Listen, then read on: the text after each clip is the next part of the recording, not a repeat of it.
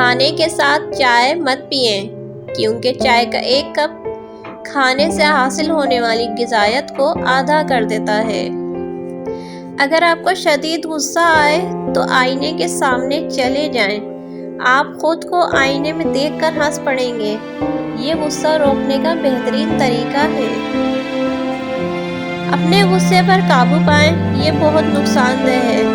غصے میں رگوں پر پریشر بڑھتا ہے، جو کہ فالج یا ہارٹ اٹیک کا باعث بن سکتا ہے۔ زندگی میں ایک نہ ایک دوست ضرور بنائیں۔ ہر انسان کو زندگی کے کسی معاملے میں سمجھدار دوست کی ضرورت پڑتی ہے۔ ہنسی سے بہتر کوئی علاج نہیں۔ ہنسنا انسان کے جسم میں نقصان دہ بیماریوں سے لڑتا ہے۔ اگر آپ کوئی چیز بھول گئے ہیں اور یاد نہیں آ رہی تو آنکھیں بند کر کے یاد کرنے کی کوشش کریں۔ کافی چانسز ہیں کہ یاد آ جائے گی۔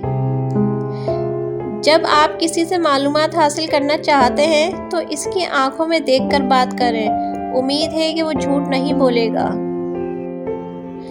اگر آپ کو کسی بات کی وجہ سے نیند نہیں آ رہی تو اٹھیں اور وہی بات ڈائری میں لکھیں۔ اس سے آپ کا اسٹریس کم ہو جائے گا۔ چھینک بہت تیز رفتار سے آتی ہے۔ اگر آپ اسے دبائیں گے تو آپ کے سر یا گردن میں خون کی نالی پھٹ سکتی ہے اور آپ کی موت ہو سکتی ہے۔ لوگ اپنا نام سننا پسند کرتے ہیں، اس لیے جب بھی کسی دوست سے ملیں تو اسے اس کے نام سے پکاریں۔ وہ آپ کی بات دلچسپی سے سنے گا۔